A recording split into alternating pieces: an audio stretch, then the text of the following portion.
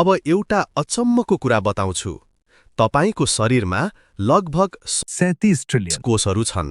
37 यो संख्या कल्पना गर्न पनि गाह्रो छ र यी हरेक कोषभित्र एउटा रहस्य लुकेको छ।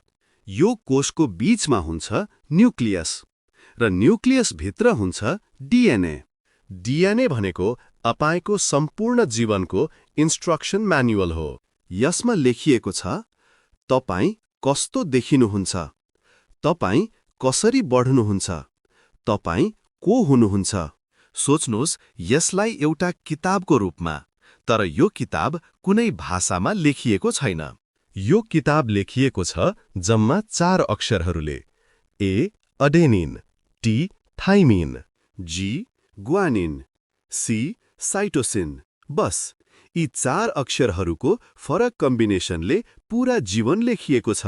यी अक्षरहरू मिलेर बन्छ डीएनए र डीएनए को फरक सिक्वेन्सले कहिले एउटा ब्याक्टेरिया बन्छ, कहिले एउटा रुख बन्छ र कहिले तपाई बन्नुहुन्छ।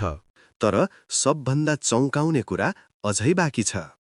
यी 4 अक्षरहरू सिर्फ तपाईमा मात्र छैनन्। संसारको हरेक जीवमा बिल्कुल यही 4 अक्षरहरू छन्। किन त्यो जान्नुहुन्छ अर्को सिनमा।